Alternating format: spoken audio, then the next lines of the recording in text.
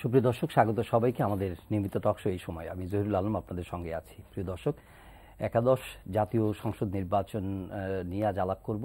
এই সংসদ নির্বাচনকে সামনে রেখে নির্বাচন কমিশন ইতিমধ্যে একটি খসড়া রোডম্যাপ করেছে। সেটি অনুযায়ী জুলাই থেকে তারা কার্যক্রম শুরু করবে, তাদের পথ চলা শুরু করবে। সেটি তারা 2019 সালের জানুয়ারিতে অনুষ্ঠেয় যে জাতীয় নির্বাচন সে পর্যন্ত জারি রাখবে। এই কার্যক্রমের মধ্যে নানা পরিকল্পনা আছে। মূলত সংলাপ আয়োজন একটি প্রধান কার্যক্রম রাজনৈতিক দলগুলোর সঙ্গে। আইন সংস্কারের বিষয় রয়েছে, নিবন্ধন সহ আরও অন্যান্য অনেক কাজ তারা রয়েছে। ইভিএম একটি গুরুত্বপূর্ণ বিষয়, ইভিএম বা ডিভিএম, এটা নিয়ে কী হবে সে আলোচনাও রয়েছে।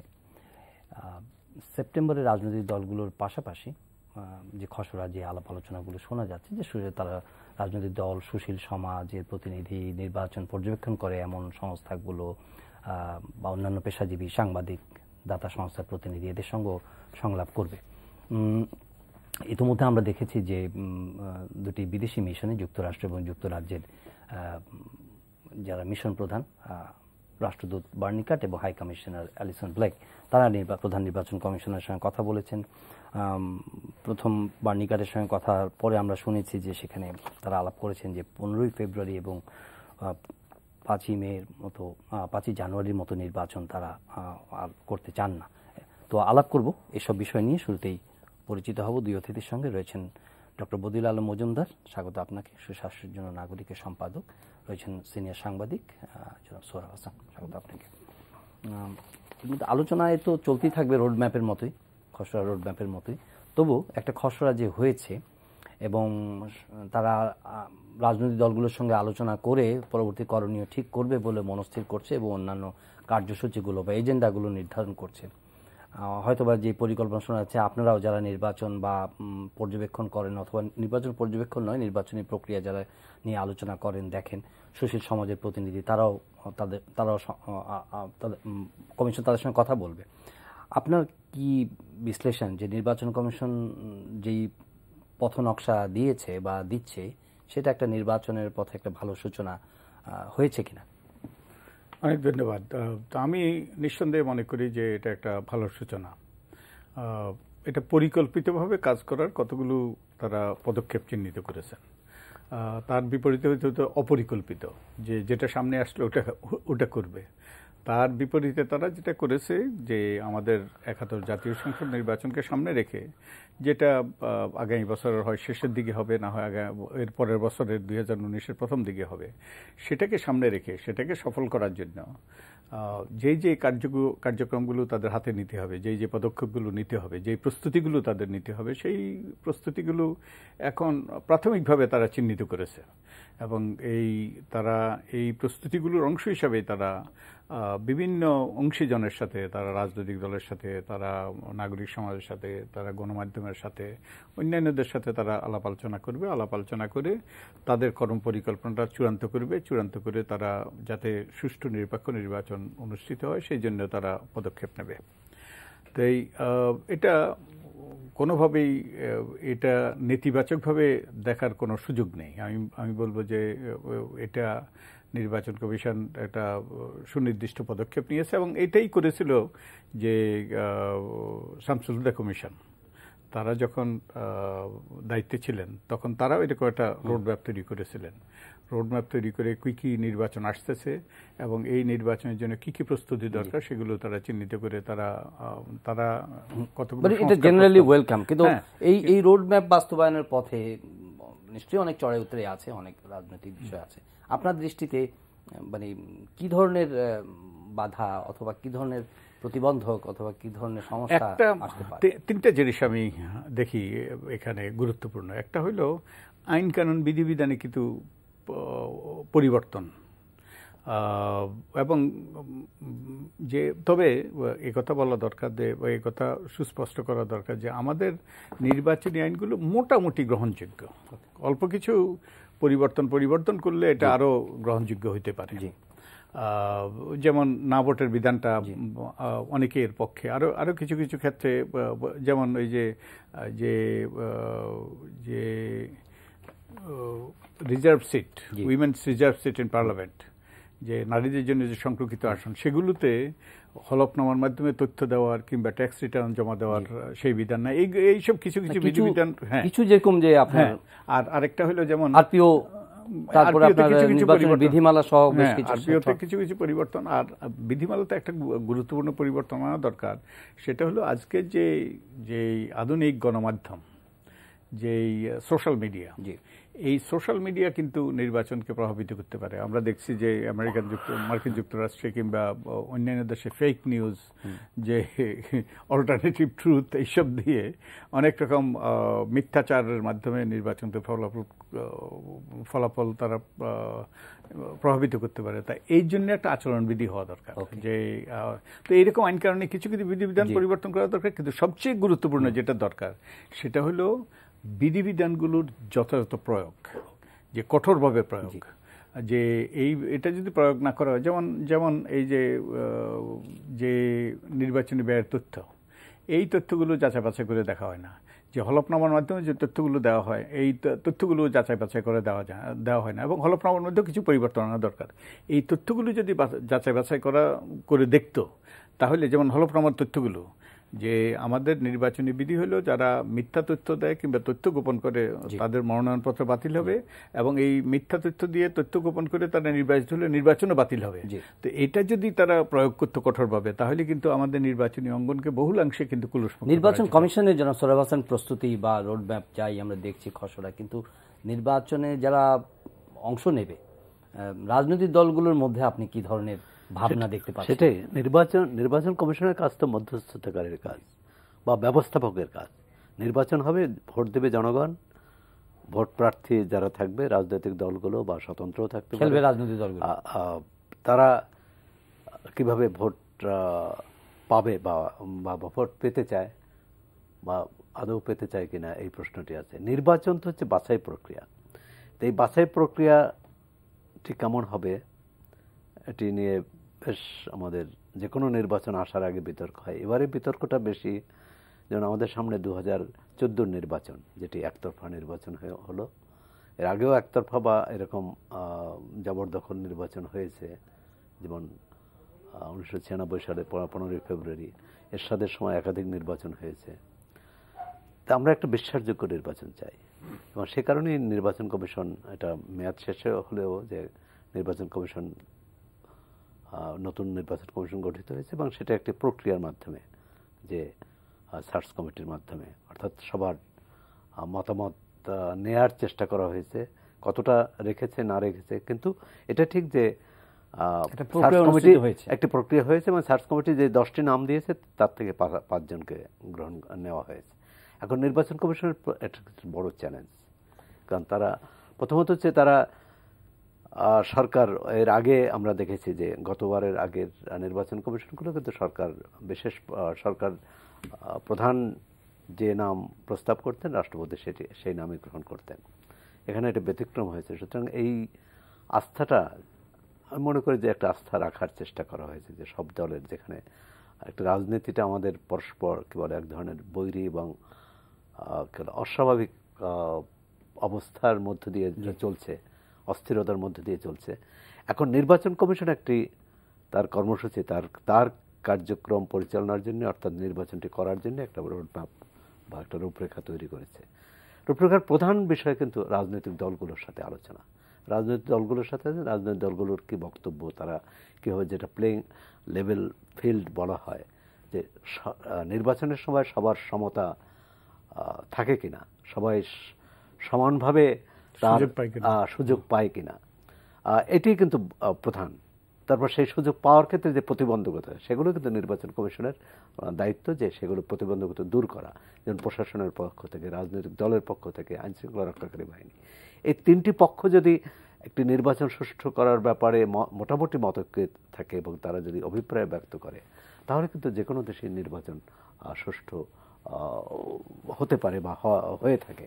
এখন আমাদের দেশে এটি হচ্ছে যে আমাদের খুবই দুর্ভাগ্যজনক যে 46 বছর আমরা পার হয়ে এসেছি স্বাধীনতার, কিন্তু এখন এই নির্বাচনটি কেমন হবে, কার অধীনে হবে, এই বিতর্কে লিপ্ত আছি।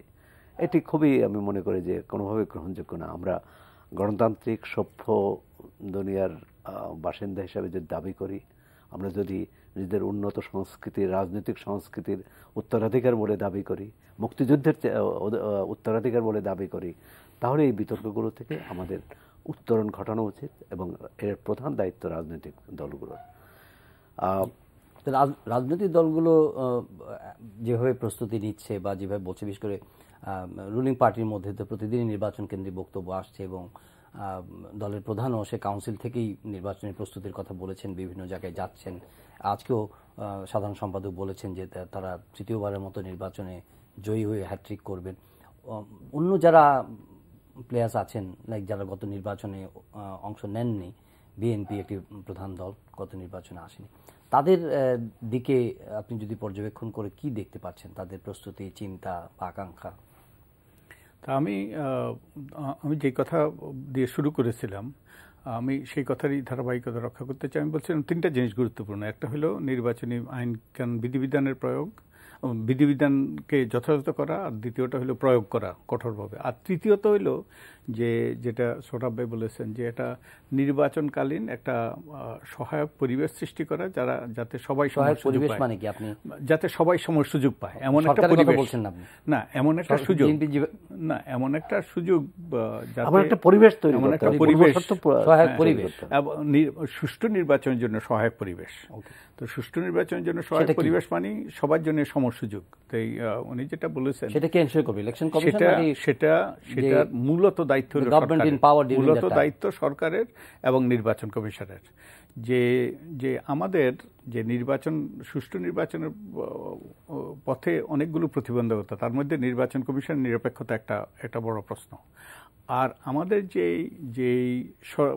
যে রাষ্ট্রীয় যেসব প্রতিষ্ঠানগুলো আছে, আমাদের রাষ্ট্রীয় প্রতিষ্ঠান যেমন আমাদের আইনশৃঙ্খলা রক্ষাকারী বাহিনী, আমাদের রাষ্ট্রীয় প্রতিষ্ঠান, আমাদের জনপ্রশাসন, আদালত, এগুলো দুর্ভাগ্যবশত আমাদের দলীয়করণের ফলে এগুলো নিরপেক্ষভাবে আচরণ করতে পারে না দলীয় সরকারের অধীনে। এটাই হলো আমাদের বাস্তব অভিজ্ঞতা। কিন্তু যখনই একটা নিরপেক্ষ সরকার, নির্দলীয় সরকার এসছে, তখন কিন্তু এটা নিরপেক্ষভাবে আচরণ করতে পেরেছে। তো এখন তাই ওই সরকারের যে নির্বাচনকালীন সরকারের চরিত্রটা কীরকম হবে, নির্বাচনকালীন সরকার আসলেই এই প্রতিষ্ঠানগুলোকে নিরপেক্ষভাবে আচরণ করার সুযোগ দেবে কিনা, তার উপর নির্ভর করবে কিন্তু বহুলাংশে যে সুষ্ঠু নির্বাচনের জন্য সহায়ক পরিবেশ সৃষ্টি হলে কিনা। একই সাথে অবশ্যই নির্বাচন কমিশনকে সাহসিকতা, নিরপেক্ষতা এবং ওই যে তাদেরকে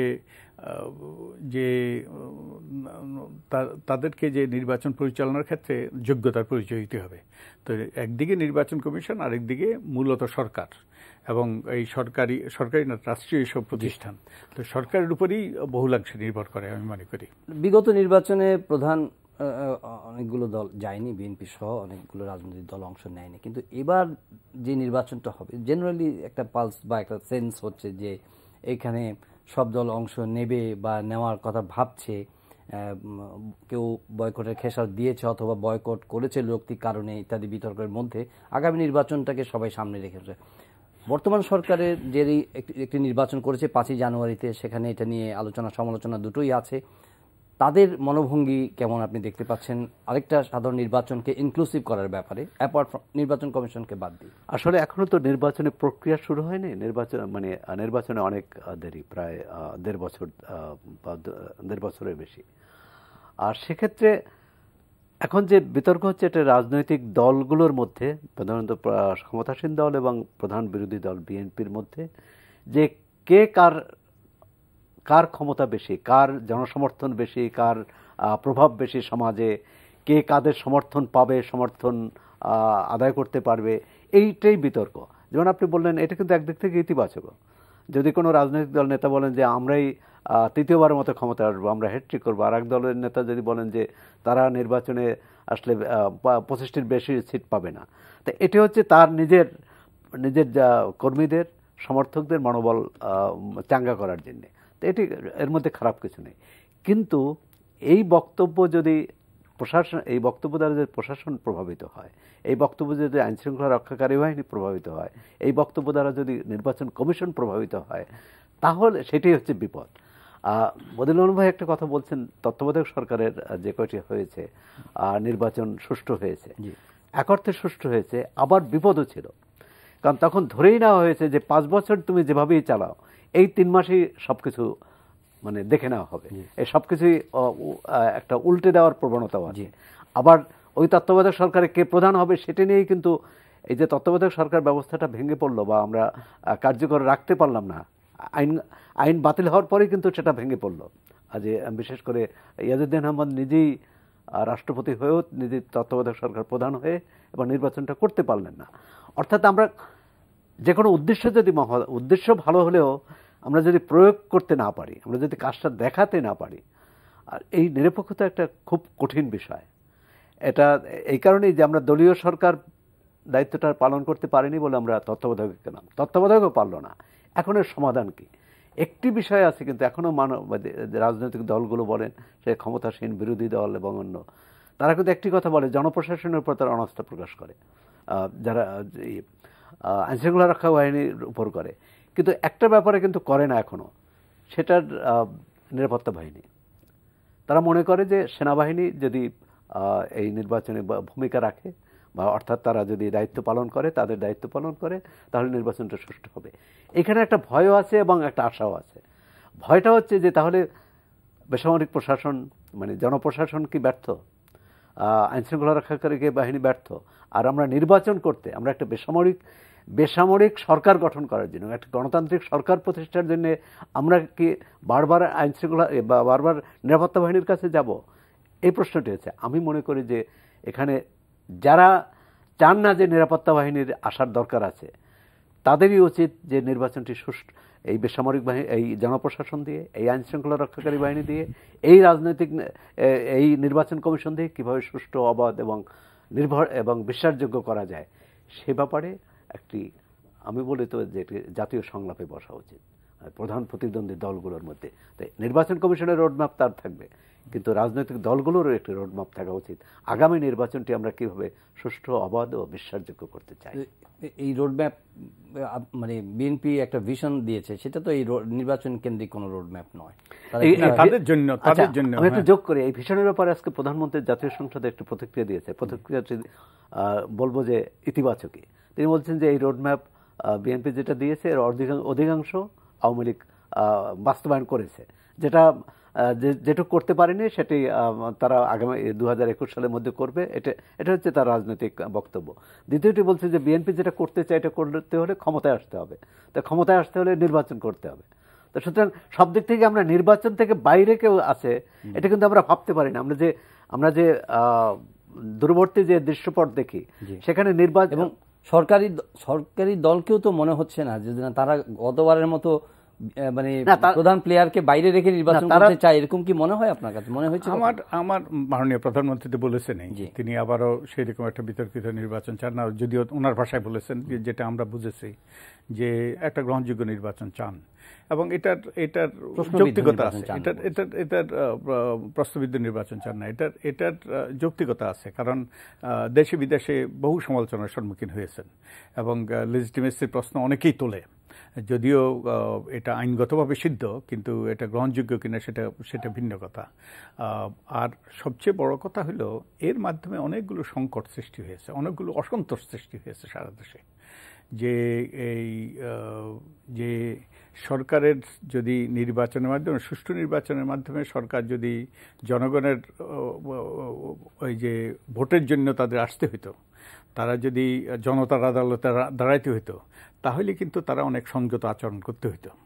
তো এখন যার ফলে যেহেতু যে একটা বিতর্কিত নির্বাচন হয়েছে এবং ভবিষ্যতে কী হয় তাও নিশ্চিত না, দুর্নীতি দুর্বৃত্তায়ন বেড়েছে, বৈষম্য বেড়েছে, তারপরে যে মানুষ ভোটাধিকার নিয়ে মানুষের অসন্তোষ আছে, তারপর এইরকম আরো অনেকগুলো ক্ষেত্রে মানুষের অসন্তোষ আছে। এই অসন্তোষটার ফলেই কিন্তু যে এবং উন্নয়ন কি এগুলোকে ওভারপাস করতে পেরেছে কিনা? উন্নয়ন মানুষ চায়, উন্নয়ন দরকার, কিন্তু মানুষ একই সাথে মানুষ তাদের কতগুলো অধিকার সেগুলোও চায়। তো একটার বিপরীতে আরেকটা নয়, একটার বিকল্প আরেকটা নয়, দুটোই দরকার। আমি মনে করি যে বর্তমান সরকার যে উন্নয়ন বনাম গণতন্ত্রের যে বিতর্ক সৃষ্টি করেছে অথবা যে এরকম একটা এই যে আলোচনা শুরু করেছে, এটা দ্বারা তারা বেশি দূর অগ্রসর হতে পারবে না। মানুষ দুটোই চায়। তো এখন তো এগুলোর থেকে যদি গণতন্ত্র সুশাসন থেকে যদি মানুষ বঞ্চিত হয় এবং মানুষ যদি বিভিন্নভাবে মানুষ বিভিন্ন রকম হয়রানির শিকার হচ্ছে, তারপরে দুর্নীতি দুর্বৃত্তায়নের শিকার হচ্ছে, তো এই অসন্তোষগুলোর কিন্তু প্রতিফলন ঘটবে বিভিন্নভাবে এবং এর মাধ্যমেই কিন্তু এটা যদি এই যে বেসামাল পর্যায়ে পৌঁছে তাহলে কিন্তু এই যেই কাঠামোটা, যে শাসন করার যে কাঠামোটা, প্রশাসনিক কাঠামোটা, এটাতে এর ব্যাপক নেতিবাচক প্রভাব পড়বে এবং এটা কারোর জন্য মঙ্গল বই আনবে না। আর এর মাধ্যমে এর সাথে সাথে এই জঙ্গিবাদের যে বাতাস বা বাইরে থেকে আসছে, এইগুলো কিন্তু এই জঙ্গিবাদের জন্য একটা ক্ষেত্র প্রস্তুত করে, উর্বর ক্ষেত্র প্রস্তুত। নির্বাচনে তো সবাই জিততে চাইবে, সরকারও তৃতীয়বারের মতো জিততে চায়, হ্যাট্রিক করতে চায়। বিরোধী দল বিএনপি অনেকদিন ধরে নির্বাচনের বাইরে এবং ক্ষমতার বাইরে আছে। তো তাদের যে কার্যক্রম, তাদের যে রাজনৈতিক যে ম্যানুভারিং অথবা অ্যাক্টিভিটি অথবা মেরুকরণ, আপনি এটা কিভাবে দেখছেন? না, একদিক থেকে হলো যে দুই পক্ষই ধরে নিয়েছে যে আগামী 2018 বা 19-এ যখন নির্বাচন হবে, নির্বাচনে তারা অংশ নিতে হবে, মানে নির্বাচনের বিকল্প নেই। এটা হচ্ছে খুবই বলবো যে একটি স্বস্তিদায়ক ব্যাপার। নির্বাচনটা কেমন হবে সেখানেই প্রশ্ন। এখন ক্ষমতাসীন দল যেহেতু বিএনপি ক্ষমতার বাইরে 10 বছরের বেশি সময় ক্ষমতার বাইরে, সুতরাং ক্ষমতাসীন দল ভাবতে পারে যে জনগণ তাদের পক্ষে আছে। প্রশাসন 10 বছরের প্রশাসনে তারা একটানা ক্ষমতায়, 8 বছরের বেশি তারা ক্ষমতায় আছে। দ্বিতীয় হচ্ছে যে আইনশৃঙ্খলা রক্ষাকারী বাহিনী বা এক ধরনের তারা তাদের মতো করে মাঠ গুছিয়ে আনতে পেরেছে। এটা হচ্ছে তাদের জন্য ইতিবাচক। বা আপনি যেটা বললেন যে উন্নয়ন, গত 8 বছরে উন্নয়ন হয়েছে।